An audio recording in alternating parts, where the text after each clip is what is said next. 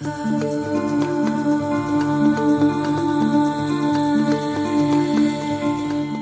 en esta postdata yo quería decir una serie de cosas y al final dejar unas perlas que creo que él nos ha dado, que son muy simples y muy interesantes, ¿no?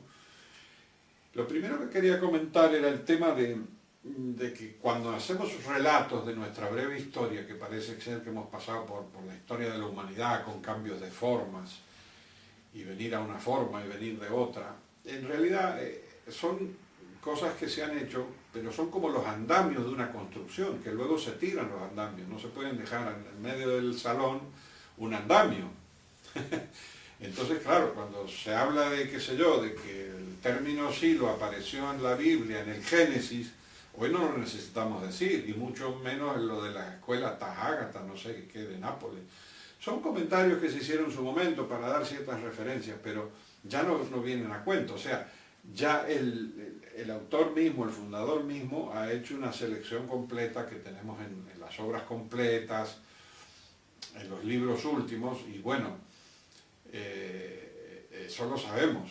Lo que pasa es que podemos dar un poco de valor y de gracia a los intermediarios, a los puntos intermedios, perdón, a los momentos intermedios, que es lo que hemos querido destacar. Pero particularmente, por ejemplo, vez pasada estaba en esta visita que tan grata fue al Parque del Poniente, ahí en Lérida, cerca de Zaragoza, y el esfuerzo que han hecho, tras un fracaso de un sitio que parece que iba a ir y no fue, y vuelta otra vez, y ahora un lugar muy interesante, me hacía acordar a la época que a mí me tocó con nuestro grupito trabajar y pudimos localizar el terreno de Punta de Vacas, y inmediatamente salió la contra de que no se puede alquilar, que no se vende, y insistimos y hicimos cambios de personas, y luego fuimos allá, entonces luego Silo se instaló, ¿no es cierto?, en enero del 69, y viene la contra, pero esta vez ya es gendarmería, y lo acompañamos, y finalmente y no nos dan los permisos, y sí lo podemos hacer al acto, ¿cierto? Todo ese periodo, pues guarda mucha relación para mí, ¿no?, con este periodo en donde tenemos que ver, porque después vino una etapa muy larga en donde se alquilaban sitios, ¿cierto? Y ahí se usan, es una especie de usar y dejar, ¿no? Ahora queremos permanencia, ahora que las cosas queden, y que nuestra gente vaya y se mezclen los nuevos con los antiguos y surjan, qué sé yo, lo que en algún momento él llamó como pueblo psíquico, ¿cierto? Entonces, y en ese sentido, pues estamos trabajando porque, hablando de esto y en relación a los comentarios que hicimos en las monografías, él a veces nos hacía relación al tema del judío, porque habían dos puntos que son de interés. Uno, ese peregrinaje que hicieron largo por los desiertos era para cambiar de mentalidad, para no seguir con la mentalidad de esclavo y de sirviente que venían de la etapa anterior, nos comentaba él. Y nosotros hemos tenido que hacer este trabajo de cambio de mentalidad, porque no podemos venir del sistema y seguir como sistema con otras palabras. ¿Cierto? Entonces hay esta transfiguración que necesitamos, ¿no? Y otra cosa que él nos ha mencionado varias veces es que las veces que esta gente sale en sus éxodos no eran muchos, o 20.000 o 30.000.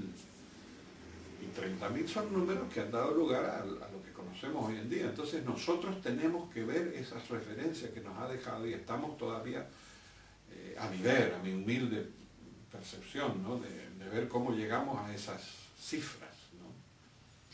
Pero estábamos en el tema de los andamios, ¿no?, y de esta postdata que hacemos. Entonces, hecha esa salvedad, y que ahora estamos en la etapa definitiva, ¿cierto?, que él cerró con todo lo que conocemos en los últimos actos, las últimas visitas, y ha quedado todo en nuestras manos. O sea, ¿no?, como aquella propaganda que decía, now what, ¿y ahora qué? Y ahora nosotros nos toca, ¿no? Entonces, estamos un poco con eso, ¿no? Y Y claro, yo veo que tenemos inercia de otras épocas, inercias de formas que se mantienen, roles, nuevas cosas, contacto con un medio que ha cambiado total o parcialmente, ¿no? Y que hay diferencias. Él me contaba una vez con las diferencias, que yo era una especie y soy una especie de idealistas, y me cuesta entender, de iluso, por qué tienen que haber diferencias. Pero él me decía que las diferencias aparentemente son psíquicas, pero es como lo físico, es como si hubiera una pared. Entonces de repente hay dos personas que no nos entendemos, y claro, decimos, ¿cómo no nos vamos a entender si los dos somos humanistas y no sé qué, no sé qué? Pues no nos entendemos en ciertas cosas. Y eso hay que asumirlo, porque hay una diferencia psíquica que es como físico, hay una pared. Entonces a lo mejor eso es lo que nos lleva en un lugar, qué sé yo, que en vez de haber un macroparque, pues hay 2 o 3 parques. ¿Por qué? Porque se han dado distintas sensibilidades, distintos enfoques, y lo que interesa es el crecimiento hacia afuera. No, más vale esa energía invertirla hacia afuera, no decía, que estar forzando acuerdos, ¿no? Pero eso de las diferencias irreconciliables como algo que es psíquico, pero verlo como algo físico, a veces es interesante asumirlo, ¿no? Con la nueva tónica de reconciliación y demás, pero mejor no perder el tiempo. Si las hay, asumirlas. En los cambios de forma, el último ha sido muy fuerte, porque claro, nosotros hemos trabajado mucho tiempo con la forma donde había alguien que nucleaba, ¿cierto? Y alrededor un grupo. O sea, me acuerdo prácticamente desde el 64, cuando surgió la línea, que era 1 a 10, tenía otros nombres, una serie de cosas, y 1 a 10, con el 1 a 10, con el 1 a 10. Y claro, y en aquellas épocas, es que si alguien no pegaba más fuerte en una mesa, nadie lo escuchaba. Y uno se anula a los otros. Y es más, en aquellos comienzos se le dio mucha importancia al periodo misional, sobre todo para que la persona estuviera en otro medio. Porque en el medio mecánico en el que estaba, venían y le decían, no, ¿y qué me vienes tú con esas cosas? ¿Pero de dónde? Si tú eres mi vecino, ¿no? Es como el proverbio ese, o el dicho que dice, ¿qué vas a hacer poeta si eres vecino mío?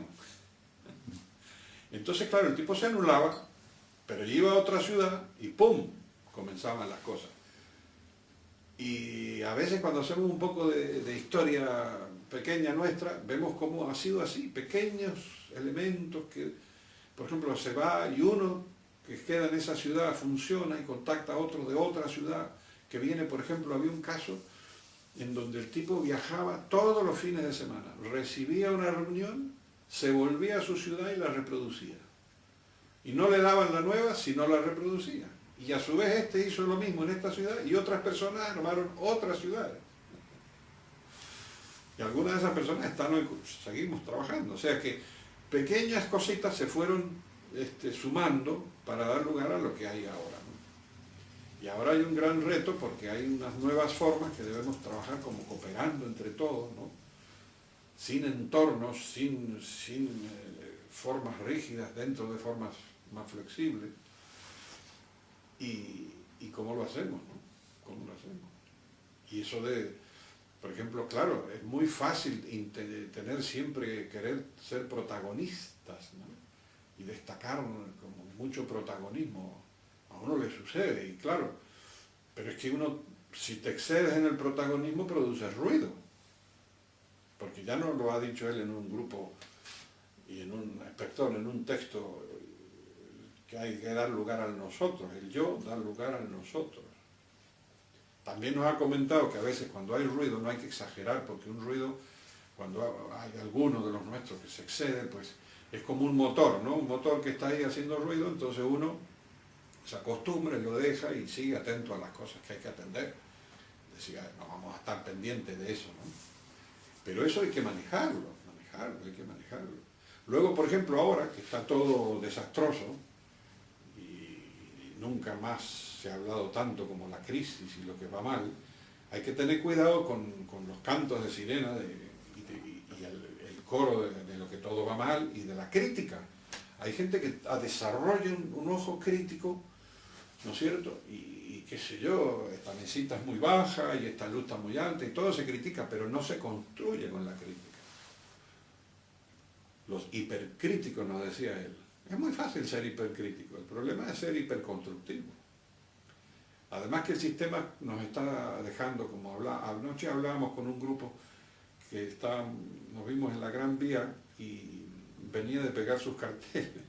Aquí hay una militancia continua, perpetua. Entonces veíamos de que el sistema nos deja intersticios, pequeñas cavidades donde nosotros podemos entrar. Entonces a lo mejor hoy el sistema se resquebraja y deja, claro, más intersticios y la gente se siente abrumada, pero más libre, y de hecho se está manifestando por todos lados. Entonces, el tema es, esta etapa nuestra, cómo lo encajamos todo esto, ¿no? Cómo encajamos los cambios personales que tenemos que hacer, el cambio de roles. A mí me cuesta mucho todo esto, ¿no? Y no contamos con muchas cosas. Una de las cosas, no contamos en el sentido de que lo principal que contamos es con nuestra capacidad de intencionar todo esto, ¿no? Él ha estado todos estos años dando, ¿no? Otro amigo me recordaba hace poco que una de las cosas que más le impactó a él era que haber leído en un texto cuando Silo decía que esto es algo que se hace con las manos abiertas. No con las manos cerradas, que es darme y recoger, que es lo que quiere el sistema. Entonces, claro, esto de dar con las manos abiertas es lo que él ha estado haciendo hasta hace poco, todo el tiempo, ¿no? Y nos ha dejado todo esto, ¿no?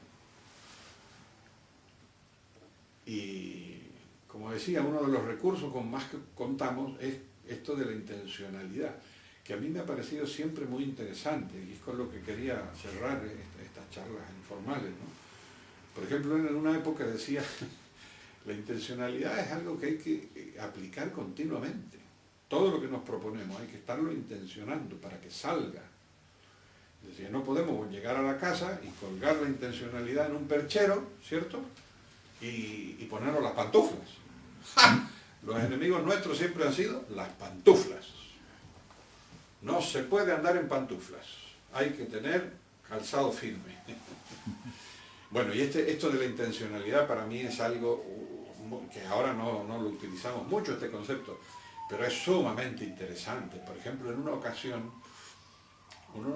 había uno de los nuestros, así una reunión, un momento dado, que era lo que vino a ser los comienzos de lo que después fue la época de los sectores, ¿no? Entonces esta persona había decidido que no podía trabajar con gente, no podía hacer grupos porque era muy difícil. Y yo, claro, digo, ¿y esto? ¿Y cómo? ¿Y qué vas a hacer? Dice, trabajar con cosas, hay que hacer, siempre hay cuestiones. Y entonces él nos explicó, dice, claro, es que trabajar con las cosas, desde un punto de vista es más fácil. Tú tienes una cosa, por ejemplo, la dejas encima de esa mesa y ahí se queda.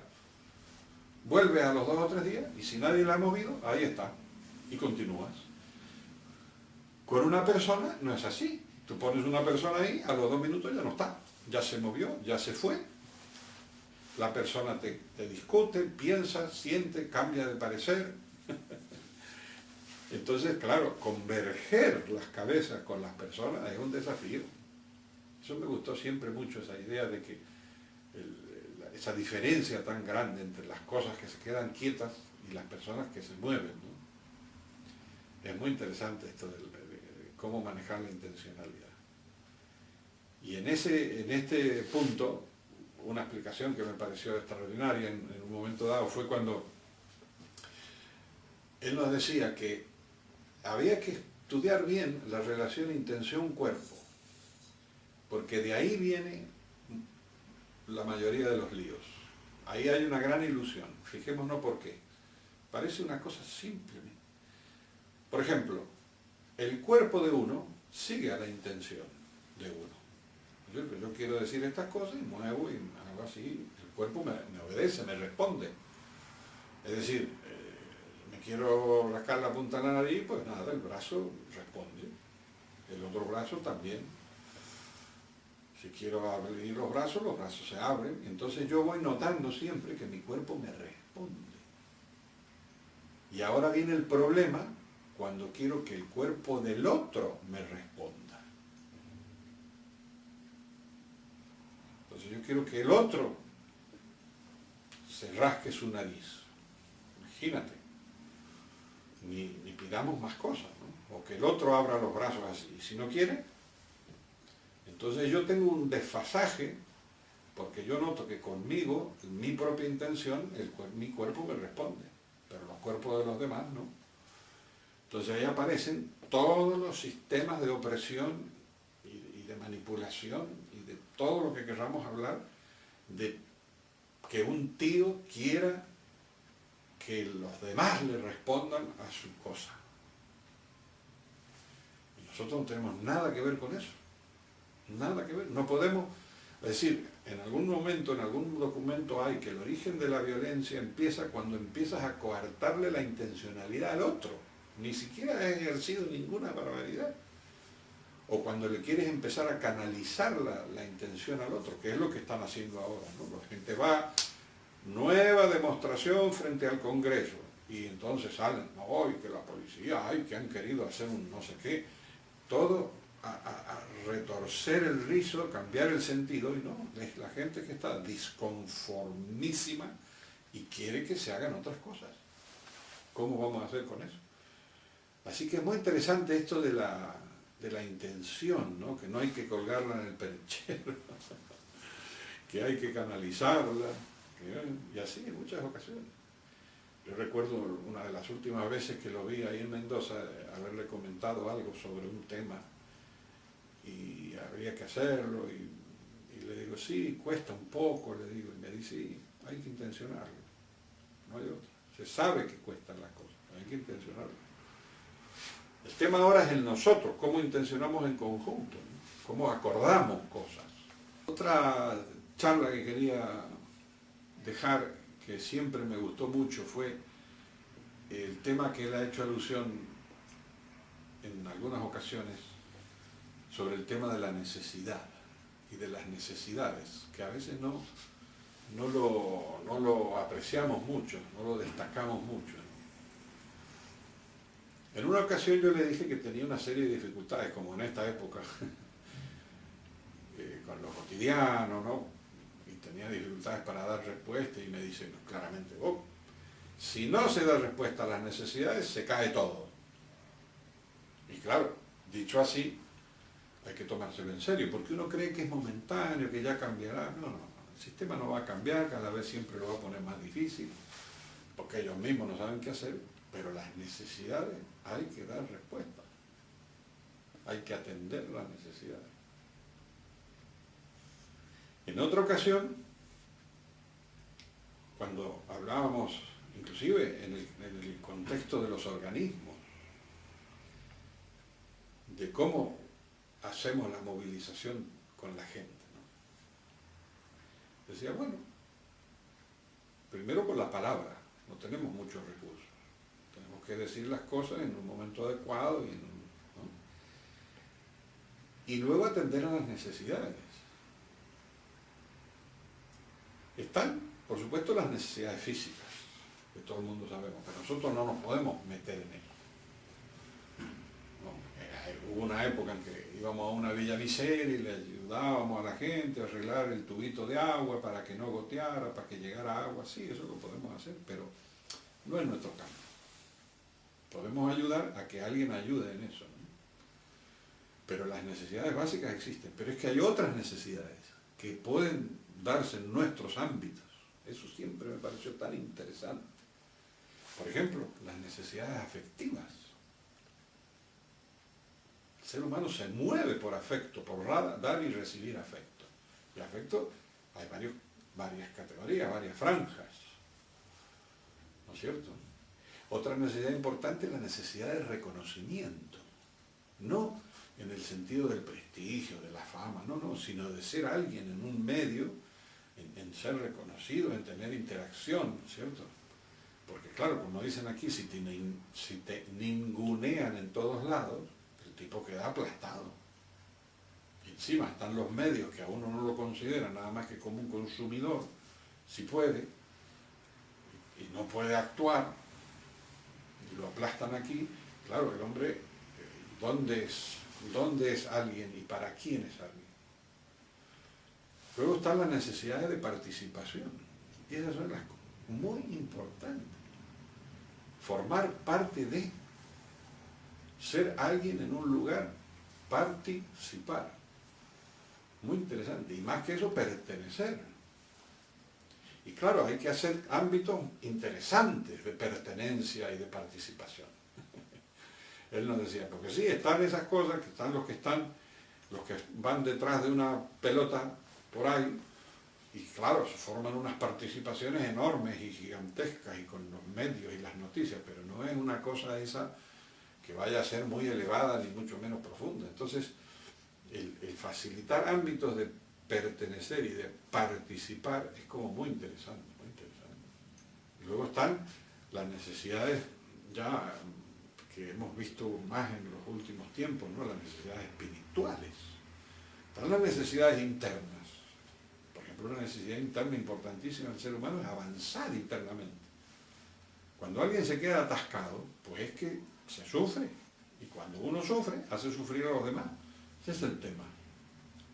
Uno la pasa mal y lo contamina a los demás. Como alguien me decía los otros días. Claro, es que llego a casa y están todos con unos morros, y claro, mal gesto, porque claro, hay muchas dificultades. Entonces, ¿cómo intencionamos, ¿no?, en todo este tema? ¿No? Pero este capítulo de las necesidades es muy bonito. Este de las necesidades espirituales, las necesidades internas, las necesidades de avance. Vuelvo a insistir que el tema de darle importancia a todos estos comentarios coloquiales que él siempre ha hecho, para mí tiene mucha vigencia porque es en el momento en el que se habla, ¿no? Un momento que podría ser cotidiano, intrascendente, que se pierde en la tontería, de repente cobra un vuelo, ¿no? Cobra un brillo especial por esas frases, ¿no? Pero es que a su vez eso nos da un ejemplo categórico de dónde proviene, de estar en tema. Si una cabeza está en tema continuamente, pues en todo momento está viendo la posibilidad de un paso, de una enseñanza, de un aprendizaje, de una cuestión, ¿no? Y siempre cosas que podemos hacer nosotros, ¿no? Por ejemplo, me viene a la memoria un caso de una amiga que siempre tenía ciertas dificultades con algunas cosas. Entonces él le explicaba que, claro, es que hay que hacer las cosas por pasos. Entonces tú te saltas del primer paso al último. Y claro, hay pasos intermedios. Entonces uno tiene, y ahí va trabajando consigo mismo la paciencia. Y tan simple como eso, ¿no? O como hablábamos ayer con una amiga, en donde nos decía, le decía yo, perdón, que una de las recomendaciones que nos dio en una época era el tema de trabajar con plazos. Este caso anterior era de los pasos intermedios, desde el comienzo, desarrollo, hasta llegar a la finalidad. Y lo de trabajar con plazos, que hemos siempre aplicado de modo organizativo, con lo de los calendarios y demás, en la vida personal y en la vida de la actividad de la militancia, es muy importante los plazos. Es decir, vamos a poner un local, bueno, nos damos un plazo, ¿no? Vamos a trabajar de esta manera, en un plazo. Entonces vas acotando el tiempo, y el tiempo se hace más intenso de esa manera, ¿no? Vamos a tomar ciertas soluciones, y si no dan resultado, en cierto plazo, pues en un trimestre, en un semestre, pues cambiamos de enfoque, ¿no? Muchos recursos, siempre dándonos recursos, ¿no? Herramientas. Eso es un amigo que vimos ahora, me daba la idea de la herramienta, de que claro, si la gente no las utiliza y no las aplica, pues vamos a tener pocos resultados, ¿no? Entonces eso fue en una época un punto importante, ¿no? Lo de todo esto de las herramientas, ¿no? El mensaje, en donde se abrió el tema espiritual, ¿no es cierto?, muy fuertemente, ¿no? Y a mí voy a hacer una especie de metáfora conectado con un punto que vimos antes cuando decíamos que a veces tenemos que hacer cambios, ¿cierto?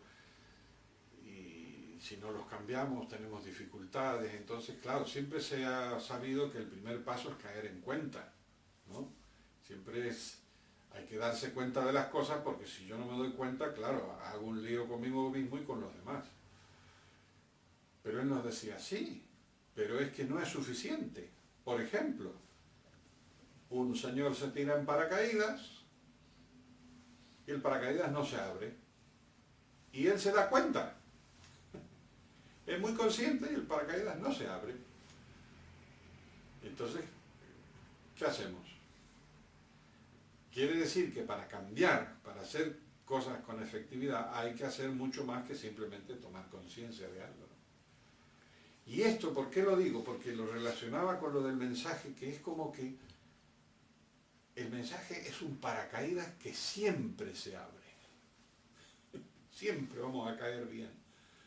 Sí, esta idea del paracaídas es muy interesante, porque claro, en la militancia humanista, como que de repente tenemos muchos momentos duros, ¿no? Muchos momentos complicados, y tenemos que retroceder y recapacitar y volver, ¿no? En cambio, esto es como más amable, más suave, y nos da un paracaídas, pero también nos da una red, ¿no? Aterrizamos encima de una red, que es interesante, ¿no? Y al respecto, un comentario que nos hizo alguna vez, que me lleva a mí a entender mejor todo este panorama, ¿no? Él nos decía que los organismos y el mensaje son como las dos alas de un avión, ¿no?